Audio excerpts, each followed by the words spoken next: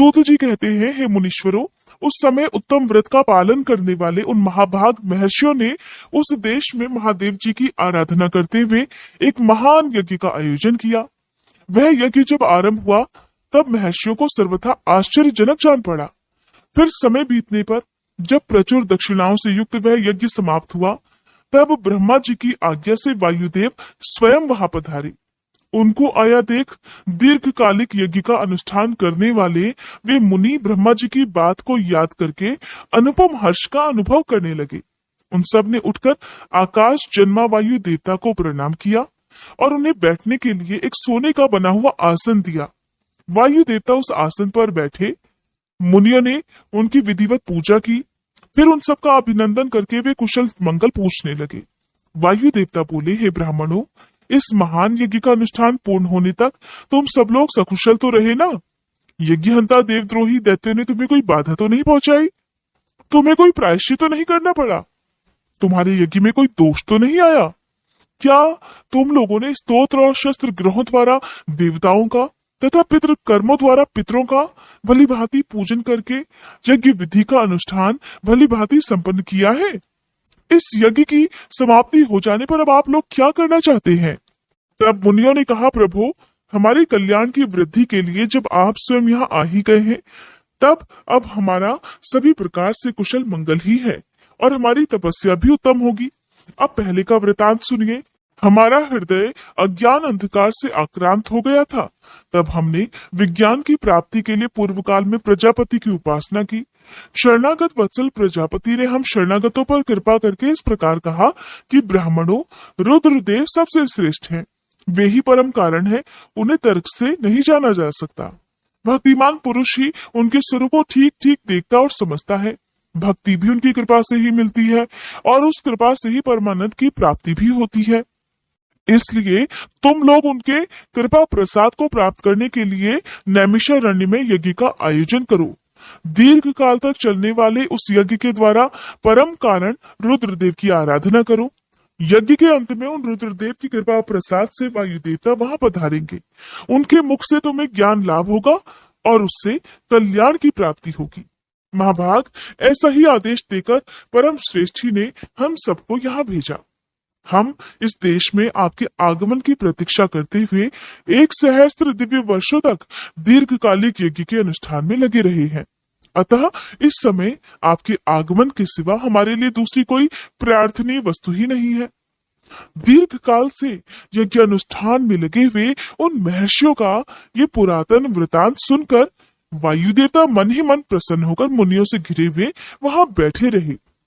फिर उन सबके पूछने पर उनके भक्ति भाव की वृद्धि के लिए उन्होंने भगवान शंकर के सृष्टि आदि ऐश्वर्य को संक्षेप से बताया। वायु देवता कहते हैं, हे महर्षियों, इस विश्व का निर्माण करने वाला कोई पति है जो अनंत रमणीय गुणों का आश्रय कहा गया है। वही पशुओं को पाश से मुक्त करने वाला है। उसके बिना संसार की सृष्टि कैसे हो सकती है? क्योंकि पशु अज्ञानी और पाश अचेतन है। प्रधान परमाणु आदि जितने भी जड़ तत्व हैं, उन सबका कर्ता वह पति ही है। ये बात स्वयं समझ में आ जाती है।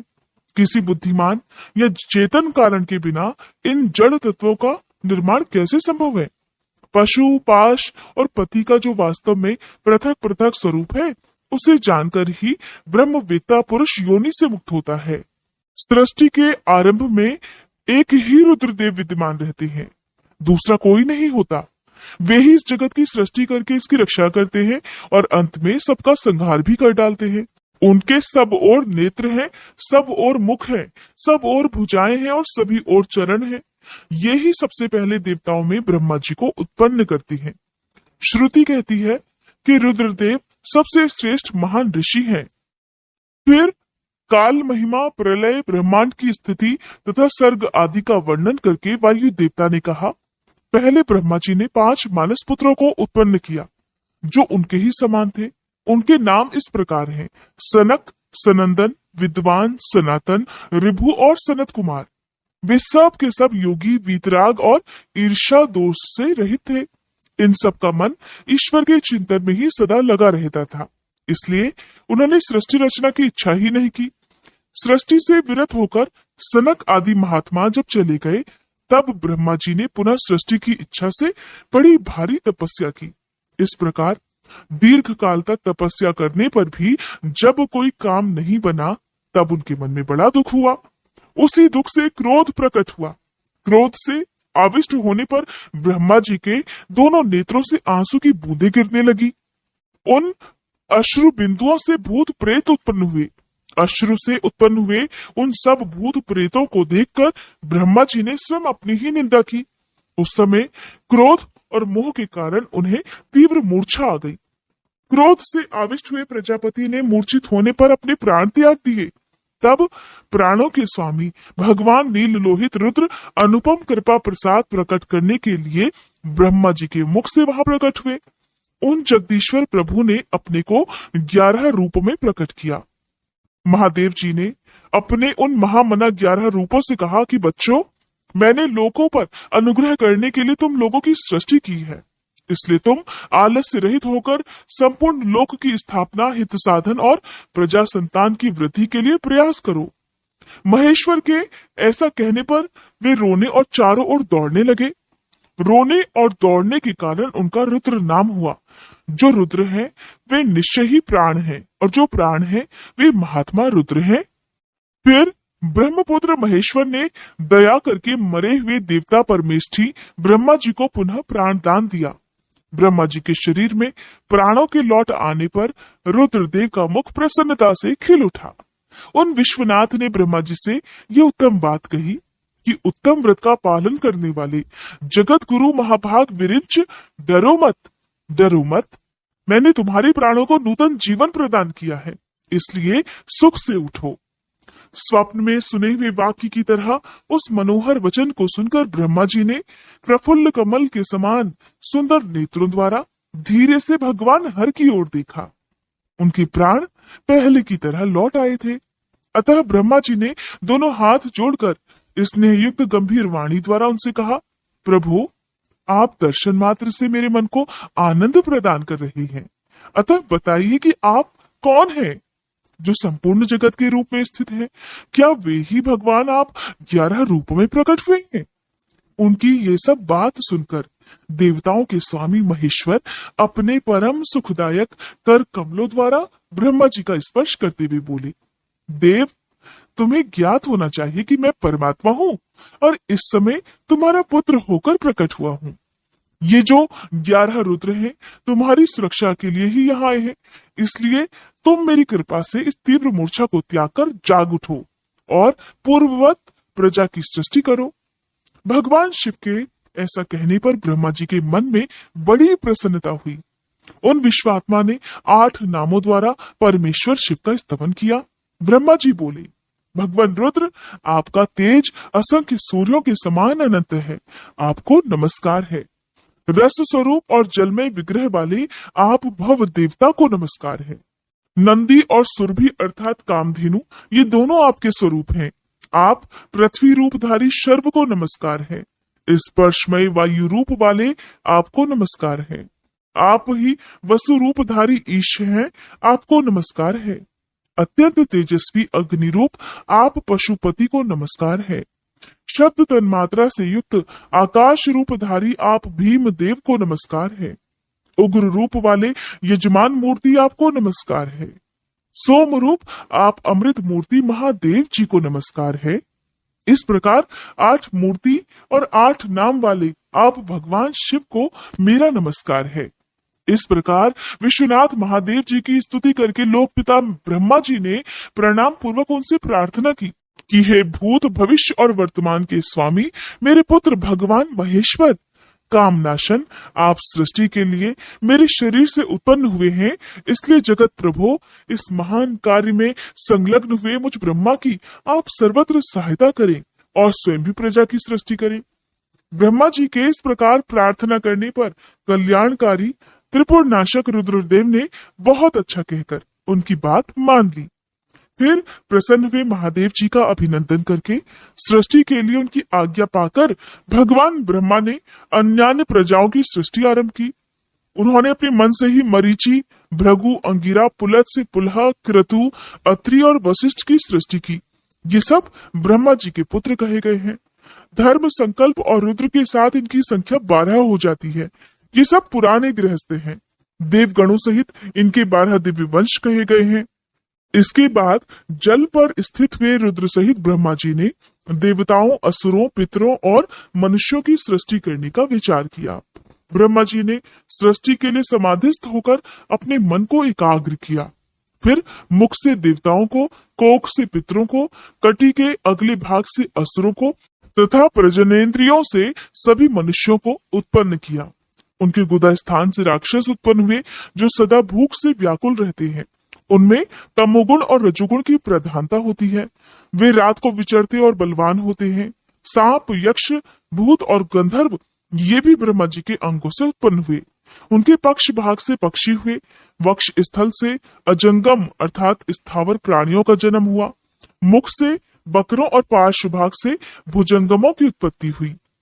इस प्रकार विधाता ने स्वयं इंद्रियों के विषय, भूत और शरीर आदि में विभिन्नता और व्यवहार की सृष्टि की है। उन पितामह ने कल्प के आरंभ में देवता आदि प्राणियों के नाम, रूप तथा कार्य विस्तार को वेदोक्त वर्णन के अनुसार ही निश्चित किया। ऋषियों के नाम तथा जीविका साधन कर्म भी उन्होंने वेदों के अनुसार ही निर्दिष्ट कर दिए। अपनी रात व्यतीत होने पर अजन्मा ब्रह्मा ने स्वरचित प्राणियों को वे ही नाम और कर्म दिए जो पूर्व कल्प में उन्हें प्राप्त थे। जिस प्रकार भिन्न भिन्न ऋतुओं के पुनः पुनः आने पर उनके चिन्ह और नाम रूप आदि पूर्ववत ही रहते हैं, अर्थात पहले की तरह ही रहते हैं, बार बार वही ऋतुएं आने पर उनके नाम नहीं बदला करते, उसी प्रकार युगादि काल में भी उनके पूर्व भाव ही दृष्टिगोचर होते हैं। इस प्रकार स्वयंभू ब्रह्मा जी की लोक सृष्टि उन्हीं के विभिन्न अंगों से प्रकट हुई है। महत्व से लेकर विशेष पर्यंत सब कुछ प्रकृति का विकार है।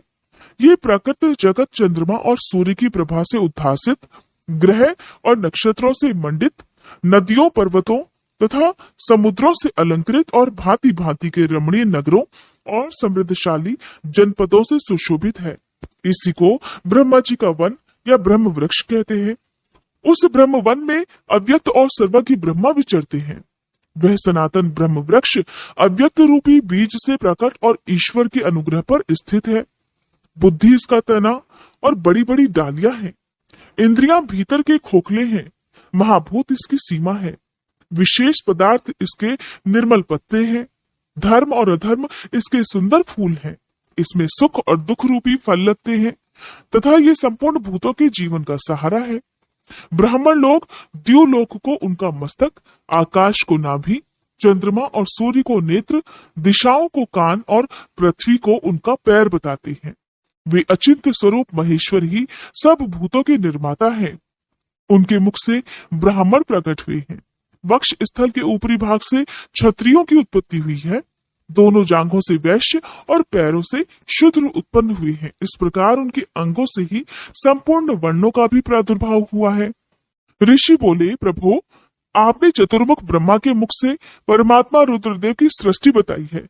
इस विषय में हमें कुछ संशय होता है। जो प्रलय काल में कुपित होकर ब्रह्मा, विष्णु और अग्नि सहित समस्त लोक का संहार कर डालते हैं, जिन्हें ब्रह्मा और विष्णु भय से प्रणाम करते हैं, जिन लोक संहारकारी महेश्वर के वश में वे दोनों सदा ही रहते हैं, जिन महादेव जी ने पूर्व काल में ब्रह्मा और विष्णु को अपने शरीर से प्रकट किया था, जो प्रभु सदा ही उन दोनों के योगक्षेम का निर्वाह करने वाले हैं, वे आदिदेव पुरातन पुरुष भगवान रुद्र अव्यक्त जन्मा ब्रह्मा के पुत्र कैसे हो गए? तात, भगवान ब्रह्मा ने मुनियों से जैसी बात बताई थी वह सब आप ठीक ठीक कहिए। भगवान शिव के उत्तम यश का श्रवण करने के लिए हमारे मन में बड़ी श्रद्धा है। तब वायु देवता ने कहा, ब्राह्मणों, तुम सब लोग जिज्ञासा में कुशल हो, इसलिए तुमने ये बहुत ही उचित प्रश्न किया है। मैंने भी पूर्व काल में पितामह ब्रह्मा जी के समक्ष यही प्रश्न रखा था। उसके उत्तर में पितामह ने मुझसे जो कुछ भी कहा था वही मैं तुम्हें बताऊंगा। जैसे रुद्रदेव उत्पन्न हुए और फिर जिस प्रकार ब्रह्मा और विष्णु की परस्पर उत्पत्ति हुई, वह सब विषय सुना रहा हूँ। ब्रह्मा, विष्णु और रुद्र तीनों ही कारणात्मा हैं। वे क्रमशः चराचर जगत की सृष्टि, पालन और संहार के हेतु हैं। उनमें परम ऐश्वर्य विद्यमान है। वे परमेश्वर से भावित और उनकी शक्ति से अधिष्ठित होकर सदा उनके कार्य करने में समर्थ होते हैं। पूर्व काल में पिता महेश्वर ने ही उन तीनों को 3 कर्मों में नियुक्त किया था। ब्रह्मा जी की सृष्टि कार्य में, विष्णु की रक्षा कार्य में तथा रुद्र की संहार कार्य में नियुक्त हुई थी। कल्पांतर में परमेश्वर शिव के प्रसाद से रुद्रदेव ने ब्रह्मा और नारायण की सृष्टि की थी। इसी तरह दूसरे कल्प में जगन्मय ब्रह्मा ने रुद्र तथा विष्णु को उत्पन्न किया था। फिर कल्पांतर में भगवान विष्णु ने भी रुद्र तथा ब्रह्मा की सृष्टि की थी। इस तरह पुनः ब्रह्मा ने नारायण की और रुद्रदेव ने ब्रह्मा की सृष्टि की। इस प्रकार विभिन्न कल्पों में ब्रह्मा, विष्णु और महेश्वर परस्पर उत्पन्न होते और एक दूसरे का हित चाहते हैं। उन कल्पों को लेकर महर्षिगण उनके प्रभाव का वर्णन किया करते हैं। प्रत्येक कल्प में भगवान रुद्र के आविर्भाव का अर्थात प्राकट्य का जो कारण है, अब उसे बता रहा हूँ। उन्हीं के प्रादुर्भाव से ब्रह्मा जी की सृष्टि का प्रवाह अविच्छिन्न रूप से चलता रहता है, अर्थात बिना किसी बाधा, बिना किसी विघ्न के चलता रहता है।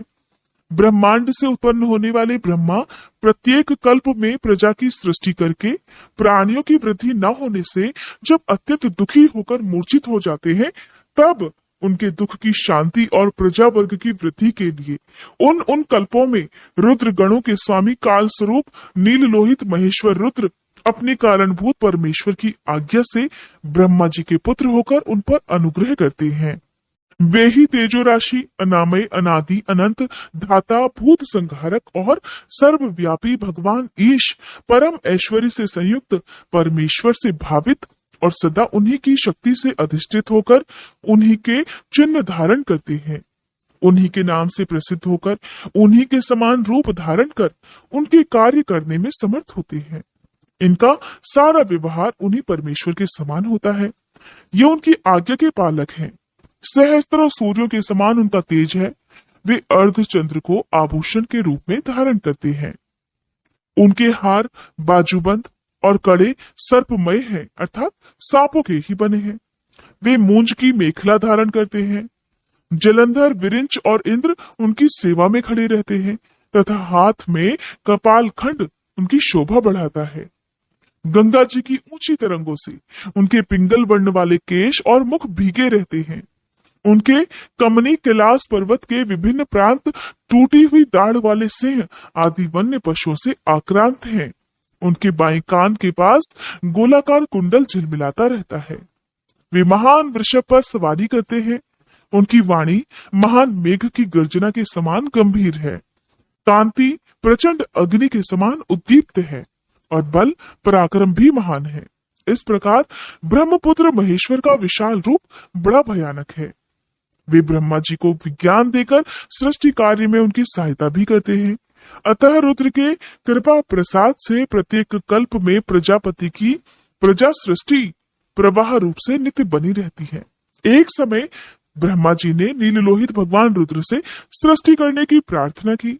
तब भगवान रुद्र ने मानसिक संकल्प के द्वारा बहुत से पुरुषों की सृष्टि की। वे सबके सब उनके अपने ही समान थे। सब ने जटाजूट धारण कर रखे थे। सभी निर्भय, नीलकंठ और त्रिनेत्र थे। जरा और मृत्यु उनके पास नहीं पहुंचने पाती थी। चमकीले शूल उनके श्रेष्ठ आयुध थे। उन रुद्रगणों ने संपूर्ण 14 भुवनों को आच्छादित कर लिया था। उन विविध रुद्रों को देखकर पितामह ने रुद्रदेव से कहा कि हे देव देवेश्वर, आपको नमस्कार है। आप ऐसी प्रजाओं की सृष्टि ना कीजिए, आपका कल्याण हो। अब दूसरी प्रजाओं की सृष्टि कीजिए जो मरण धर्म वाली हो। ब्रह्मा जी के ऐसा कहने पर परमेश्वर रुद्र उनसे हंसते हुए बोले, मेरी सृष्टि वैसी नहीं होगी। अशुभ प्रजाओं की सृष्टि तुम ही करो। ब्रह्मा जी से ऐसा कहकर संपूर्ण भूतों के स्वामी भगवान रुद्र उन रुद्रगणों के साथ प्रजा की सृष्टि के कार्य से निवृत्त हो गए।